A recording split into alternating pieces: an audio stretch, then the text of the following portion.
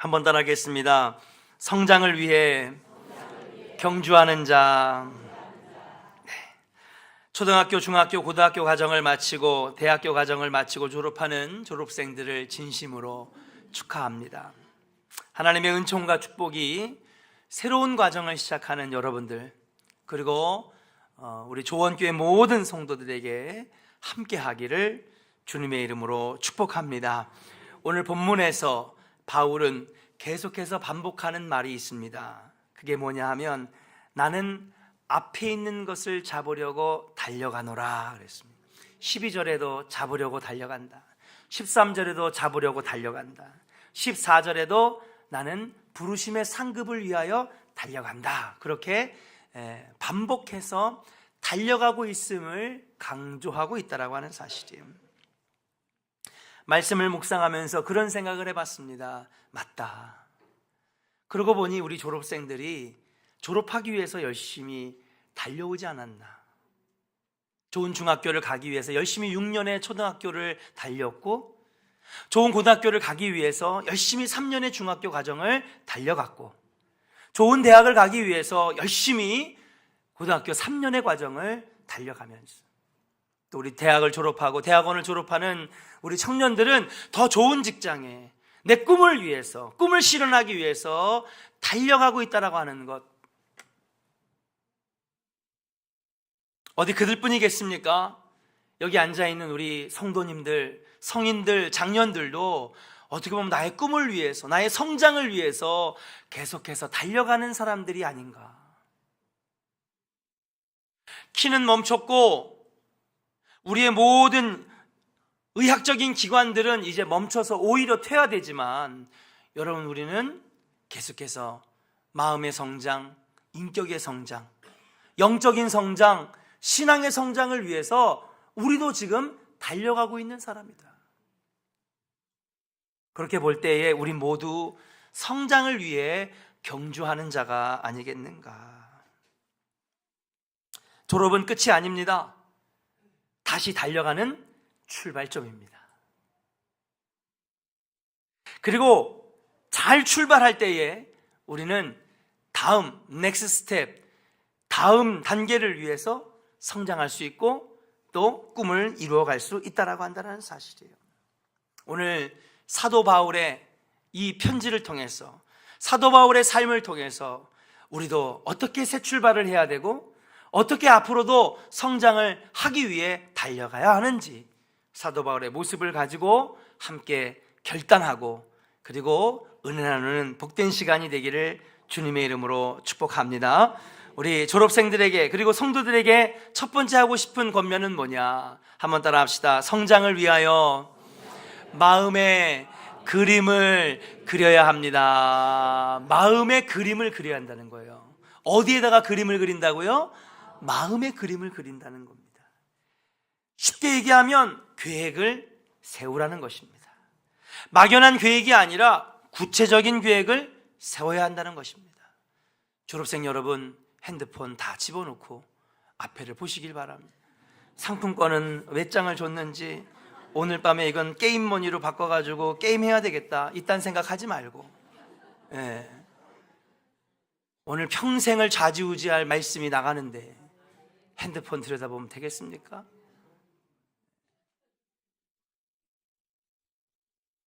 따라합시다. 성장을 위해 마음의 그림을 그려야 합니다. 졸업생 여러분, 구체적인 계획을 그리시기를 주의 이름으로 간절히 축원합니다. 우리가 블루프린트라고 그러죠. 청사진이라고 합니다. 설계도입니다. 설계도는요, 우리 초등학교 유치원 애들이 대충 지붕 이렇게 해가지고 쭉쭉쭉쭉 해가지고 이렇게 해서, 아빠 이게 집이야, 이게 아니라, 문은 몇 센치, 가로 세로 몇 센치, 어디에는 경첩이 들어가고 어디에는 무슨 공법이 들어가고 어디에는 벽돌을 쌓고 어디는 샤시를 놓고, 하나하나 디테일하게 구체적으로 계획을 세울 때에 그렇게 세워진 집은 견고한 줄로 믿습니다. 아기 돼지 삼형제라는 이야기를 딸들에게 제일 많이 해줬습니다. 첫 번째 돼지, 형님 돼지는 집에서 분가한 다음에 뭐로 집을 줬어요? 지푸라기로 집을 줬어요. 늑대가 나타났을 때 어떻게 됐습니까? 훅 보니까 다 날아가는 거예요. 두 번째 돼지는 뭐로 줬습니까? 나뭇가지로 줬습니다. 그랬더니 늑대가 와서 후 보니까 어떻게 됐습니까? 날아가는 겁니다. 마지막 셋째 막내는 어떻게 줬습니까? 벽돌로 구체적으로 아주 세밀하게 며칠 몇 주 걸렸지만은 땀 뻘뻘 흘리면서 견고하게 구체적으로 설계하고 집을 줬더니 늑대가 와서 주먹을 치고 바람을 불고 아무리 해도 부서지지 않는 집이 되었다라고 하는 사실이에요. 계획을 세우되 막연한 계획이 아니라 구체적인 계획을 세우시기를 주의 이름으로 간절히 축원합니다. 대우그룹의 김우중 회장은 안타깝게 고인이 됐지만 그가 기업을 세우고 제일 먼저 시작한 것이 여러 가지 일들을 하다가 건설을 시작을 했습니다. 그때 이제 많은 나라에서 이제 경쟁 업체들을 붙일 때에 김우중 회장도 직접 날아가 가지고 자신의 그룹을 어필하는 겁니다. 우리 할 수 있습니다. 그러니까 당시에 건축업이 발달했던 미국이나 유럽에 있는 회사들이 키 작은 동양인을 보면서 막 손가락질하면서 놀렸어요. 야, 지구상에 손톱만큼도 안 보이는 나라가 무슨 고층 빌딩을 짓고 무슨 다리를 놓느냐고 막 비웃었어요. 근데 김우중 회장은 마음에 그림을 그렸습니다. 아니다. 우리가 만든 건물들이 세계 곳곳에 세워질 것이고 우리가 만든 자동차들이 세계를 돌아다닐 것이다. 마음에 그림을 그렸더니 지금은 세계의 최고층의 빌딩을 지어내는 건설회사가 되었다라고 하는 사실이에요. 현대를 세운 정주영 회장도 55년 전에 이런 꿈을 꿨습니다. 나에게 소원이 있습니다. 우리 기업이 우리 손으로 만든 배와 자동차들이 세계 5대양 6대주를 누비게 될 것입니다. 조금 했던 회사에 몇 명 안 되는 직원을 놓고 한 연설이 바로 그거였는데 마음의 그림을 그리니까 여러분 지금 현대조선소에서 만든 큰 배들이 현대자동차가 만든 자동차들이 여러분 전 세계를 누비는 것 아니겠습니까? 작년에 680만 대를 팔아서 현대기아가 세계 3위 자동차 그룹이 되었다라고 하는 거예요. 그렇게 마음에 그림을 그리는 건 중요한 것입니다. 저도 마음에 요즘에 그림을 그리고 삽니다. 하나님, 저기 넓은 터에 교회가 세워지게 하시고 멋있는 노비에 아름다운 카페가 들어가고 할렐루야, 옆에는 수영장이 생기고 꼭대기에는 실내 체육관이 올라가고 조원동의 중심이 바로 여긴데 조원동에서 제일 높은 지대가 여긴데 조원동 어디서 보든지 교회가 보이게 하여 주셔서 전도지가 필요 없는 교회가 되게 하여 주시옵소서. 아멘 안 하시는 분들은 뭐야? 돈 안 들잖아요. 꿈꾸는 거는. 그래 안 그래요? 그림은 그릴 수 있잖아요. 그 아멘 해주면 어디 덧나요? 할렐루야. 여러분 근데 있잖아요, 마음에 그리기 시작하면 되는 거예요. 할렐루야. 우리 졸업하는 우리 졸업생 여러분, 지금부터 그리시기를 주의 이름으로 간절히 축원합니다. 너 뭐 하고 싶어? 너 꿈이 뭐야? 우물쭈물하는 젊은이들을 볼 때마다 가슴이 아픈, 뭘 해야 될지 모릅니다. 내가 뭘 할 수 있는지, 뭘 잘하는지, 내가 어떤 것을 하면 할 수 있는지 꿈을 그리지 않습니다. 그림을 그리지 않습니다. 괜찮아요. 돈 들어가는 일 아닙니다. 마음껏 그리세요. 꿈을 그리고 계획하시기를 주의 이름으로 간절히 축원합니다. 나중에 여기에서 나라를 흔드는, 한국교회를 뒤흔드는 그러한 위대한 인재들이 여기서 나올 줄로 믿고 지금부터 마음의 그림을 그려나가시기를 주의 이름으로 간절히 축원합니다. 두 번째, 졸업생 여러분 따라합시다. 기도해야 합니다. 성장을 위하여 기도해야 합니다. 할렐루야. 계획이나 꿈을 꾸고 마음의 그림을 그리는 것은 사람이 하는 겁니다. 그런데 그 꿈을 그리는 것은 내가 하지만 그것을 이루게 하시고 도와주시는 분은 누구예요? 여호와 하나님인 줄로 믿습니다. 성경 말씀에 이렇게 주님이 말씀하셨어요. 사람이 마음으로 계획할지라도 그것을 이루시는 분은 여호와 하나님이십니다. 믿으시면 아멘 하시길 바랍니다. 기도해야 됩니다. 꿈만 끄다 끝나서는 안 됩니다. 그 꿈이 이루어질 수 있도록 하나님이 도와주셔야 되는 거예요. 목사님, 저희 집안은 너무 형편없어요. 목사님, 저희 집안은요 돈도 없어요. 엄마 아빠가 돈도 한 푼 못 벌어오는데요. 무슨 꿈을 꿉니까? 대학은 무슨 그런 사탕발림의 이야기 하지 마세요. 아니요, 아닙니다. 아무리 불우한 환경이라도, 아무리 어려운 환경이라도 하나님이 도와주시면 길을 열어주시는 것이고, 모든 걸 다 갖추고 있어도 하나님이 도와주시지 아니고 길을 막으시면 그 길은 막혀지는 거예요. 어떤 가장이 회사에 출근을 했어요. 갔더니 책상 위에 해고 통지서가 너무 막 가슴에 막 부글부글 끓어오는 거예요. 내가 얼마나 열심히 일했는데 회사가 나를 내쫓아?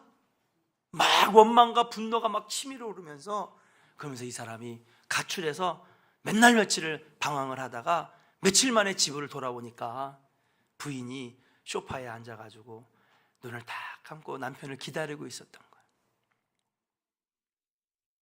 여보, 안 자고 뭐해? 왔어요.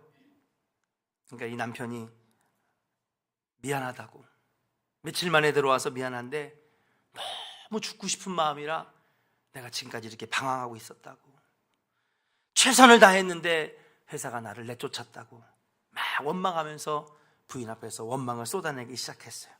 그러니까 아내가 물끄러미 쳐다보더니, 역시 여자들이 무서워요. 여보, 내가 옆에서 지켜보니까 당신이 어렵고 위험해지는데, 당신이 하나님 믿는다고 하면서도 교회에서는 장로님이고 교회에서는 직분자인데 한 번도 기도하는 것을 못 봤어요.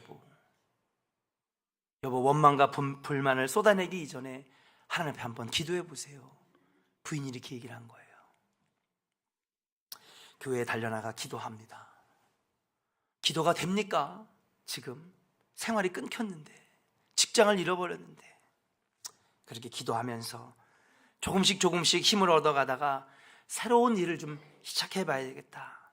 그러면서 건설회사에 들어가서 건설을 배우면서, 그러면서 여기저기 출장을 다니는 위치까지 되게 되었습니다. 그런데 출장을 다니면서 그냥 여기저기 전국에 이제 건설을 따내기 위해서 다니고 있었는데, 늘 하던 대로 이 쾌쾌한 담배 냄새에 술에 찌든 냄새, 카페트는 막 이것저것 흘려가지고 냄새가 올라오는 더러운 모텔 바닥에서 무릎 꿇고 기도하기 시작했어요. 왜냐하면 그때 이후로 기도의 삶이 몸에 배었거든요. 그리고 기도하는데 하나님께서 음성을 들려주시는 거예요. 내 주변을 돌아봐라 그러는 거예요. 주변을 돌아보니까, 하나님, 이거 냄새나는 모텔 벽밖에 안 보이는데 뭘 돌아봅니까? 하나님 또 그러시는 거예요. 돌아봐라. 건축 일을 이제 하게 되었으니까 이것저것 보일 거 아닙니까? 저는 이렇게 봐도 잘 모르는데, 건축 일을 하시는 분들, 여기는 자재를 뭐를 썼고 문은 어떻게 냈고 평수는 몇 평이며 이런 게 보이는 거 아닙니까? 그 보이는데 한참을 둘러보면서 기도하고 있는데 갑자기 번뜩이는 아이디어가 딱 생각이 난 거예요. 하나님 지혜를 주신 거예요. 그러고 보니 미국 땅에는 숙박시설이 있는데 비싼 호텔 아니면 아주 싸구려 여관밖에 없다라고 하는 것이 탁 뇌리에 스쳐지는 거예요. 그러면서 하나님이 아이디어를 주시는데, 중간급에 있는 숙박시설을 만들면 어떨까라고 하는 아이디어가 딱 생긴 거죠. 회사를 나와가지고 벤처기업을 만들었습니다. 직원들을 끌어모아서, 자본은 없지만 우리에게 좋은 아이디어가 있습니다. 하나님 지혜를 주셨습니다. 꿈이 있습니다. 우리가 하면 될 것 같습니다. 라고 하면서 이 일을 시작하면서 중간 숙박업을 만들어내가지고, 그래서 미국 사람들에게 짠하고 보여줬는데 그게 미국에서 대박을 친 거예요. 그게 바로 홀리데이 인이라고 하는, 여러분, 유명한 호텔과 여관의 중간급 고급 모텔 시설인데, 아마 해외를 다녀보신 분들은 아마 많이 봤을 거예요. 이 홀리데이 인을 따라한 게 라마다고요. 보니까 너무 싸구려 여관 아니면 비싼 돈을 줘야 되는 호텔 중간급이 없으니까 중간급을 딱 만들어내니까 가족들이 가는 숙박이 되고요. 여행하다가 쉽게 또 들어갈 수 있는, 그러면서 이 사람이 전화위복이 되어서 큰 성공한 사업가가 되게 되었다라고 하는 사실이에요. 사랑하는 여러분, 막막해도 기도하면 하나님이 가르쳐 주시고 하나님이 지혜 주시고 하나님이 열어주실 줄로 믿습니다. 창조적인 아이디어, 생각지도 못했던 그런 지혜를 하나님이 떠오르게 하신다는 거예요. 졸업생 여러분, 마음에 그림을 그리고 꿈을 가지고 기도하시기를 주의 이름으로 간절히 축원합니다. 창조적인 시대예요. 창조적인 아이디어가 없으면 살아남을 수 없는 시대인데, 그 창조적인 아이디어는 누가 주시느냐? 하나님이 지혜로 주신다는 사실이에요. 기도하는 우리 졸업생들과 성도들 되시기를 주의 이름으로 간절히 축원합니다. 세 번째는 한번 따라합시다. 결단하고 실천하는 일입니다. 결단하고 행동하는 일이다. 행동하라고 하는 것입니다. 꿈은 꿨는데, 소망은 생겼는데, 비전은 생겼는데, 여러분 행동하지 아니하면 아무 소용이 없다라고 하는 사실이죠. 꿈을 꿨고 목표를 잡았으면 여러분 행동해야 될 줄로 믿습니다. 엘리야가 엘리사를 부를 때에 엘리사의 직업은 뭐였느냐? 여러분, 농부였습니다. 예수님이 베드로를 부르실 때 베드로의 직업은 뭐였어요? 어부였잖아요.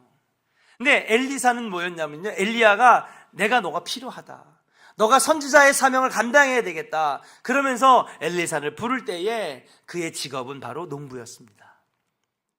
밭에서 소 등에다가 쟁기를 걸어가지고 밭을 갈고 있는 이 엘리사를 본 거예요.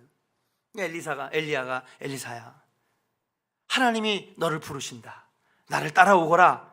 그러니까 엘리사가 엘리야에게 요청합니다. 저에게 조금만 시간을 주세요. 그리고 엘리사가 엘리야를 따라가기 전에 무언가를 하죠. 뭘 했습니까? 갈고 있던 쟁기를 과감하게 부셔버립니다. 그리고 여러분, 농사에서 제일 중요한 게 뭐예요? 옛날에는 소가 제일 중요해요. 소가 다 합니다, 농사. 그렇지 않아요? 근데 그 아끼던 소를 잡아가지고 온 동네 사람들을 다 불러 모아놓아서 여러분 고기 파티를 열어요. 온 동네 사람들과 함께 그 소를 잡아다가 고기를 구워 먹고 잔치를 엽니다. 그리고 엘리야에게 얘기합니다. 선지자님, 이제 됐습니다. 가시죠. 왜 그랬을까요? 여러분, 졸업생 여러분, 왜 그랬을까요? 네? 여러분, 엘리야처럼 전국을 다니면서 때로는 밖에서 자야 되고 수모를 당해야 되고 어려운 주의 일을 감당하는 이 선지자의 일, 힘들면 다시 옛날 두고 온 쟁기와 두고 온 소가 생각날까 봐, 주님의 일들을 감당하는데, 내 사명을 감당하는데, 목표를 감당하는데 나중에 힘들면은 지금껏 포기하고 옛날에 편안했던 농사의 시절로 돌아갈까 봐 과감하게 쟁기도 부셔버리고 아끼던 소도 그냥 잡아서 먹어버린 거예요. 우리 졸업생 여러분, 여러분들을 방해하는 것들 여러분 과감하게 부셔버리고 새롭게 달려가시기를 주의 이름으로 간절히 축원합니다. 로마인들이 아프리카 북쪽에 있는 카르타고를 개척해 나갈 때에 그들이 타고 온 배가 정박이 됐습니다. 자, 이제 우리가 여기서 새로운 도시를 건설하자, 여기서 꿈을 이루자. 그러기 전에 우리가 해야 될 일이 한 가지 있다. 그러면서 뭐예요? 횃불을 들고 자신들이 타고 온 수십 척의 배를 다 불질러 버렸어요. 왜 그랬을까요? 네? 척박한 아프리카 땅을 개척할 때에 힘들면 어디 생각날까봐? 고향 로마가 생각날까봐. 얼마나 편합니까? 너무 편하고 도로도 다 깔려있고 먹을 거 풍부한 로마가 생각날까봐 그것을 아예 생각을 없애버리기 위해서 타고 온 배를 다 불질러 버렸다고 하는 거예요. 꿈을 이루려면 그런 과감한 결단이 필요하고 행동이 필요한 줄로 믿습니다. 우리 사랑하는 졸업생 여러분, 그리고 사랑하는 조원교회 성도 여러분, 과감하게 결단하고 행동할 수 있는 여러분들 되시기를 주의 이름으로 간절히 축원합니다. 네 번째는 무엇입니까? 그러면 어떻게 실천하고 어떻게 행동해야 되느냐? 한번 따라할까요? 열심과 열정으로 행동해야 합니다. 할렐루야. 여러분, 사도 바울 우리 본문 12절 한번 읽어보겠습니다. 12절. 같이 한번 읽어볼까요? 시작. 내가 이미 얻었다 함도 아니요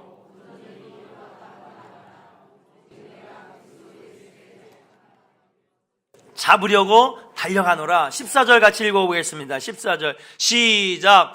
표대를 향하여, 다시요, 표대를 향하여. 시작. 표대를 향하여 그리스도 예수 안에서 부르심의 상을 위하여 달려가노라 그랬어요. 여러분, 12절부터 14절까지 잡으려고 달려갑니다. 잡으려고 달려갑니다. 부름의 상을 위하여 달려가노라. 걸어가도 되잖아요. 쉬었다 가도 되잖아요. 근데 왜 사도 바울은 달려간다고 하는 표현을 이렇게 여러 번 반복해가지고 썼을까? 여러분, 여러 번 쓰는 걸 우리 졸업생 여러분 뭐라 그래요? 강조법이라 그러잖아요. 자신의 심령 상태를 지금 빌립보 사람들에게 강조하고 있는 거예요. 난 이렇게 산다. 나 사도 바울은 이렇게 신앙생활한다. 나 사도 바울은 이렇게 사역한다. 자신의 마음 상태와 마음가짐을 알려주는 대목이라고 볼 수 있는 것입니다. 달려간다. 그는 걸어가지 않았습니다. 그는 쉬다 가지 않았습니다. 늘 그는 열심히 열정적으로 달려가는 사람이었습니다. 사도 바울이 루스드라에서 전도를 했는데 유대인들이 나타나 방해하기 시작했습니다. 루스드라에서 전도를 할 때 방해를 해도 계속해서 복음을 증거하고 예수를 증거하니까, 야, 그거 예수 잘못된 거야. 구약의 율법이 맞는 거지. 유대인들이 막 그를 핍박했는데 아랑곳하지 아니하고 예수 그리스도의 복음을 전했습니다. 그러니까 이웃 도시의 안디옥과 이고니온에서 유대인들이 더 들어와가지고 이 루스의 복음 전하는 이 바울을 막 핍박하기 시작했는데, 나중에 말을 하도 안 들으니까 뭐예요? 저 사람은 신성 모독하는, 하나님을 모독하는 것이다. 그러면서 돌을 들어가지고 사도 바울에게 돌을 던지기 시작했습니다. 근데 여러분, 우리가 한 번 던지는 게 아니에요. 여러분, 율법에서는요, 하나님을 모독하고 범죄한 사람들은 어떻게 해요? 돌로 쳐 죽이라고 그러는데, 돌로 쳐 죽이는 것이 무엇입니까? 온몸이 돌무대기에 깔릴 때까지 돌을 집어 던지는 거예요. 그래서 여러분, 아이성에서 전투에 실패한 아간의 범죄 때문에 아간을 심판할 때 아간을 돌로 쳐 죽였잖아요.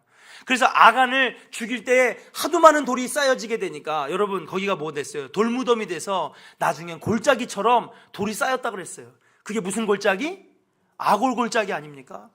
돌을 얼마나 많이 던졌으면 골짜기가 될 정도로 아골 골짜기라고 하는 아간의 무덤이 골짜기가 되었어요. 이게 바로 구약에서 보면 돌로 쳐 죽이는 거예요. 사도 바울도 돌무대기에 깔렸습니다. 여러분, 이렇게 되면 죽었을까요? 살았을까요? 죽었어요. 사도 바울이 죽었어요. 그래서 사도 바울 사도행전에 보면은 제자들이 숨어 있다가 무서우니까 자기들도 돌 맞아 죽을까봐 사도 바울이 돌무대기에 돌에 맞는 것을 보면서 뒤에 숨어 있다가 나중에 그들이 다 돌 던지고 난 다음에 돌무더기 앞에 가가지고 막 울면서 손 붙잡고 사도 바울을 위해서 막 기도하는 거예요. 어떡합니까? 우리의 스승이 죽었습니다. 막 슬피 울고 있는데 여러분, 어떤 일이 일어난지 아십니까? 돌무더기에서 손이 하나 딱 나오더니 손을 다 돌을 묻히고 누가 걸어 나와요? 죽었던 사도 바울이 걸어 나왔어요. 죽었다가 살아나는 줄로 믿습니다.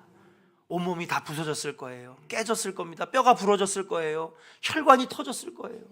근데 성경에 보니까 그날 밤 성내로 들어가서 하룻밤을 지낸 후에 다음날 더베로 떠났다. 뭐하러 떠난 거예요, 여러분? 복음 전하려고, 전도하려고요, 선교하려고 떠난 거예요.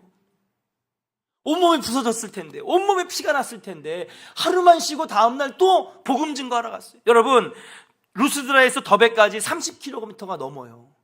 그거를 걸어갔으니 여러분, 얼마나 그가 괴로웠겠습니까? 근데도 그는요, 사명 감당하기 위해 하룻밤만 쉬고 그 다음날 또 복음 증거하러 갔다라고 하는 사실이, 하나님이 감동을 안 할 수가 없는 거죠. 사도 바울은 자기 사역에 있어서 누구보다도 열심히 있고 열정적인 사람이었습니다. 그러니 그 사도 바울을 통하여 전 세계를 복음화시키는 이방인 선교에 앞장서는 사람으로 여러분, 하나님께서 만들어주신 것 아니겠습니까? 열심히 사시기를 주의 이름으로 간절히 축원합니다. 우리 졸업생 여러분 열심히 공부하고 열정적으로 꿈을 이루어내시기를 주의 이름으로 간절히 축원합니다. 주일날만 되면 12시, 1시에 일어나고, 어떤 청년한테 전화해봤더니 7시에 일어나요. 아침 7시가 아니라 저녁 7시에 일어나더라고. 그럼 잠은 언제 잤냐 했더니 동틀 때 잤대. 학생 때는 더 열심히 해야 됩니다. 열정적으로 꿈을 이루시길 바랍니다. 열심히 있고 열정적인 곳에 기적이 나타나는 거예요. 남이 잘 되는 거 보고 시기만 하지 말고 질투만 하지 말고, 그들이 잘 되는 데에는 이유가 있는 것입니다. 무엇입니까? 열심과 열정이 있었기 때문에, 마음의 꿈을 그리고 그것을 위해서 실천하는, 행동하는 일이 있었기 때문에 가능한 것 아니겠습니까? 2004년도에 아테네 올림픽을 앞두고 한국 남자 수영 선수들이 사이판으로 전지훈련을 갔대요. 여러분, 이 수영 선수들도 그렇고 그 다음에 하여튼 모든 운동 선수들은요, 운동 선수들은 굉장히 강도 높은 훈련을 합니다. 여기 아까 미르도 있지만은, 미르가 무슨 종목인지 모르겠지만 레슬링 선수들 보면은 귀가 없잖아요. 얼마나 바닥에 맺혔는지, 꽂아내졌는지 귀가 없어요. 피겨스케이팅 선수들은요, 창자가 한쪽으로 휘어져 있어요. 하도 돌아가지고. 수영 선수들도 마찬가지입니다. 하루에 얼마를 연습하냐면요, 보통 여러분 올림픽을 준비하는 선수들은 하루에 1만 미터를 수영한다는 거예요. 그럼 몇 번 하냐? 50m짜리 이 레인을요 150번에서 180번을 왔다 갔다 해야지 여러분 이 10,000m를 훈련한다는 거예요. 강도 높은 훈련이 계속 이어지면서 여러분 이 국가대표 선수들이 하나둘씩 그냥 탈진하기 시작하는 거예요. 쓰러집니다. 근데 끝까지 남아가지고 10,000m가 아니라 매일마다 15,000m를 탄 사람이 하나 있어. 선수가 하나 있어요. 그게 누구냐? 당시 중학교 3학년짜리였던 박태환이었다라고 합니다. 박태환 아세요? 선배들이 줄줄이 다 쓰러지는데 중3짜리 애 혼자서 선배들 다 쓰러지는데 남들보다 5,000을 더 타가지고 15,000씩 탔다는 거예요. 결국 그가 2008년 베이징 올림픽 때 우리나라 수영 역사상 처음으로 금메달을 따는 것 아니겠습니까? 피나는 훈련, 열심과 열정이 있기 때문에 그 자리에 올라갈 수 있다라고 하는 사실이에요. 공부를 하던, 내가 직장을 갔던, 기술을 갔던, 어떤 일들을 하든지 여러분 열심과 열정으로 하면 거기에 기적이 일어나고 열매가 맺어지는 줄로 믿고, 사랑하는 졸업생 여러분, 열심과 열정으로 살아가시기를 주의 이름으로 간절히 축원합니다. 마지막 5번째입니다. 한번 따라 합시다. 목표가, 크게 따라하세요. 목표가 분명해야 합니다. 할렐루야. 우리 14절을 읽고 마치겠습니다. 한번 같이 읽어볼까요? 14절 시작. 표대를 향하여 그리스도 예수 안에서, 할렐루야. 14절은요 사도 바울이 달려가는 이유를 적어놨습니다. 왜 내가 달려가고 왜 무엇을 잡으려고 하는지를 분명하게 기록해 놓은 말씀이 14절이라고 하는 말이에요. 그럼 그가 뭐를 향해 달려간다고 그랬습니까? 뭐예요? 표대를 향하여. 다시 말하면 꼬린 지점에 꽂혀있는 깃발을 우리는 표대라고 하지 않습니까? 결승선을 얘기하는 것입니다. 결승점을 얘기하는 것입니다. 거기에 다가가기 위해서 나는 걸어가지 않고 게을르게 늦잠 자지 아니하고 열심히 달려간다라고 지금 이야기하고 있다라고 하는 거예요. 자, 그러면 그 표대에 뭐가 있길래 그렇게 열심히 달려갑니까? 여러분, 결승선을 제일 1등으로 달려오는 사람은 뭐를 받아요? 상을 받아요. 어저께 보니까 누가 금메달 땄죠? 최민정. 압도적으로 그냥 확 치고 나오더니 2바퀴째에 얼마나 통쾌한지. 그 실격 처리당했었잖아요 500m에서는. 그걸 서름을 극복하고 쫙 치고 나가지고 열심히 달렸더니 결승전에 제일 먼저 떨어져서 무슨 상을 받았어요? 금메달 받았잖아요. 분명합니다. 여러분들이 달려가는 이유는 무엇입니까? 여러분, 표대를 향하여 상을 받기 위하여 달려가는 것인 줄로 믿습니다. 근데 여기서 우리가 반드시 하나 알아야 될 게 있어요. 뭐냐? 우리들이 보통 표대를 향한다, 상을 받는다 그러면 열심히 공부해가지고 돈 많이 버는 게 상 받는 건 줄 알아. 어른들도 매한가지예요. 열심히 달려가면 돈 많이 벌고 돈 많이 벌면 끝? 아닙니다. 우리 예수 믿는 사람들은요, 그런 생각을 가지면 안 되는 거예요. 우리들의 목표는 바뀌어져야 됩니다. 우리의 마지막 상급은 바뀌어져야 됩니다. 주님 말씀하셨어요. 너희는 오늘 무엇을 먹을지, 무엇을 마실지, 무엇을 입을지 고민하지 말아라. 너희는 먼저, 말씀하시기 싫으세요? 돈이 최고인데. 다시 한번 해봅시다. 먼저 그의 나라와 그의, 할렐루야. 이게 우리의 인생의 목표가 되어야 되는 거예요. 오늘 새벽에도 말씀드렸잖아요. 통장에 10억 있는 사람한테 물어봤어요. 행복하십니까? 요즘 경기가 안 좋고 너무 힘들어요. 통장에 얼마 있는데? 10억, 10억 있으면 나 춤을 출 것 같아. 100억 있는 사람한테 물어봤습니다. 당신은 행복하십니까? 요즘 주가도 떨어지고 미국의 금리가 인하되고, 그 다음에 비트코인은 떨어지고, 요즘에 투자한 것도 건물값도 내려가고, 요즘 행복하지 않습니다. 통장에 얼마 있는데? 100억 있는데. 1000억 있는 사람한테 물어봤습니다. 행복하십니까? 아니요, 너무 힘들어요. 인생이 이렇게 힘든 줄 몰랐어요. 통장에 얼마 있는데? 1000억 있는데. 서장훈이가 6650억 갖고 있더라고요, 재산이. 걔한테 한번 물어보세요. 인생이 행복하냐고. 걔도 불행하다 그럴걸요, 아마. 통장에 영원 있는 사람이나 통장에 1000억 있는 사람이나, 여러분, 인생은 어차피 힘들어요. 그렇지 않아요, 여러분? 가져봤자 얼마나 더 갖는 것이고 없어봐야 얼마나 더 없습니까? 오히려 하나님 나라를 위하여, 하나님 나라를 확장하기 위하여, 그의 나라와 그의 의를 위하여 살아가면은, 그래, 너 나를 위해 일하는구나. 내가 너에게 그 일 잘할 수 있도록 물질 줄게.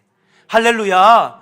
우리는 그런 마음을 가지고 살아야 돼요. 주님, 내가 주님 일 하겠습니다. 주님 영광을 위해 살겠습니다. 그래, 그럼 너 건강 필요하겠네. 너 병 낫게 해줄게. 할렐루야. 우리 신앙의 패러다임이 바뀌어야 되는 거예요. 주님을 위해 살았더니 알아서 주님이 그 일 할 수 있도록 물질도 주시고 사람도 붙여주시고 건강도 주시고. 물질 암만 쫓아가 봐요. 물질이 잡히나. 손가락으로 다 빠져나가지. 돈 벌려고 막 하는데 돈이 들어옵니까? 아니요, 오히려 돈이 더 빠져나가죠. 우리 크리스찬들은 물질관이 달라져야 됩니다. 우리 학생들도 마찬가지입니다. 공부 왜 하니? 좋은 대학 가려고요. 공부 왜 하니?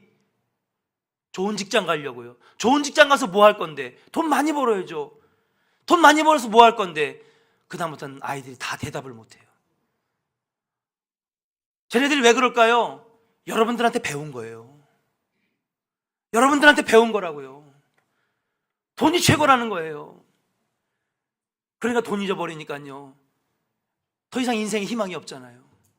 자살률이 세계 1위인 이유가 바로 여기에 있는 겁니다.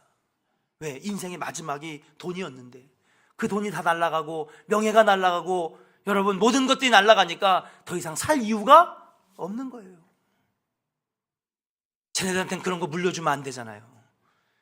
믿으시면 아멘 하시길 바랍니다. 쟤네들한테는 그런 거 물려주면 안 되잖아요. 지금까지는 가난하고 힘들고 전쟁통에 너무 못 먹고 못 살아가지고 돈 버는 게 우리 인생의 첫 번째 목표였지만은 얘네 인생은 달라요. 세대가 달라졌어요. 거기에 행복이 있는 것이 아니란 것을 우리 어른들이 보여주고 가르쳐줘야 될 줄로 믿습니다. 졸업생 여러분 잘 들으시길 바랍니다. 설교가 길어지지만은 분명한 것은 뭐냐? 여러분의 인생의 목표가 달라져야 되는 거예요. 살아도 주를 위해 살고 죽어도 주를 위해 살고, 대학 가는 것도 하나님의 영광을 위해서, 좋은 직장 가는 것도 하나님의 영광을 위해서, 돈을 버는 것도 하나님 나라를 위해서, 전도하기 위해서, 선교하기 위해서, 하나님이 조원교회 부흥을 위해서 내가 헌신하겠습니다. 지난번에 왔던 부흥 강사님 교회에 첫 월급 130만 원 받았던 서 무슨 대표가 하나님 나라를 위해서 많은 교회를 짓겠습니다 하고 자그맣게 시작했던 건설회사가 지금은 엄청나게 전국에 있는 큰 건물들을 다 짓고 있어요. 130만 원 시작했던 이제 41살 된 사람이, 사장이 41살인데 지금까지 교회에다 낸 헌금이 41억이라는 거예요. 할렐루야. 주님을 위해 살았더니 하나님 부어주시는 놀라운 역사가 일어나게 되었는 줄로 믿습니다. 여기서 안 나오리란 법이 어디 있습니까? 여기서 30억, 60억, 100억 헌금하는 친구들이 안 나오리란 법이 어디 있습니까? 할렐루야. 사랑하는 여러분, 우리 자녀들에게 좋은 신앙의 모습을 보여주고 돈이 인생의 전부가 아니라 하나님 나라를 위해 사는 것이 우리 인생의 목표가 되어야 된다고 하는 것을 분명히 넣어주시고 가르쳐주시면 여러분, 저들이 다른 곳에서 행복을 찾고 주님 안에서 행복을 찾을 줄로 믿고 돈이 중요하지 않다는 얘기는 아닙니다. 그러나 우리 믿는 자들은 달라야 될 것 아니겠습니까? 좋은 신앙관을 넣어주셔서 꿈을 이루는 우리 복된 졸업생들과 우리 사랑하는 성도들 되시기를 주의 이름으로 간절히 축원합니다. 기도하겠습니다.